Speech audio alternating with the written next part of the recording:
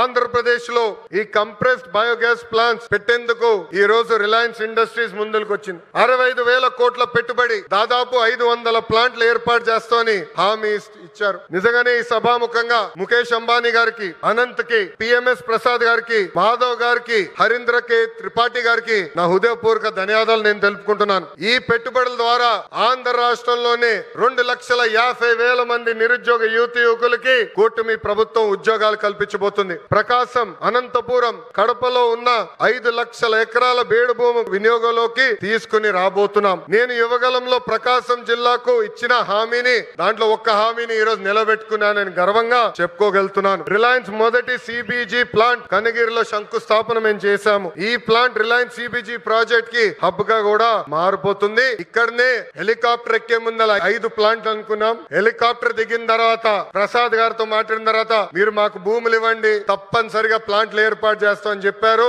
ఇక్కడ ఉగ్ర నరసింహారెడ్డి గారు నా పక్కన కూర్చుని ఎట్టి పరిస్థితుల్లో 50,000 ఎకరాలు కౌలుకి రిలయన్స్ ఇండస్ట్రీకి మేము అందిస్తామని చెప్పారు. 50 ప్లాంట్లు ఒక నియోజకవర్గంలో చేస్తామని ఈ సభాముఖంగా కనిగిరి ప్రజలకి నేను తెలుపుతున్నాను. వాస్తవంగా ఈ రోజు నేను మీ ముందల నుంచుని ఇట్లా మాట్లాడగలుగుతున్నానంటే దానికి కారణం ఉగ్ర నరసింహారెడ్డి గారు. ఒక ఉగ్ర నరసింహుడుగా గత 10 రోజులుగా ఇక్కడ పనిచేశారు. నన్ను కోరారు కొంచెం ఒక 10 రోజుల తర్వాత ప్లాంట్ శంకుస్థాపన పెట్టుకుందాం అని. నేను ఒప్పుకోలేదు. మీరు రెడీగా ఉన్నా లేకపోయినా ఏప్రిల్ 2వ తారీఖు నేను వస్తున్నా కనిగిరి నియోజకవర్గానికి ఉగ్ర నరసింహారెడ్డి గారు నేను చెప్పా. 10 రోజుల్లోనే బాగా నల్లగా అయిపోయాడు ఆయన.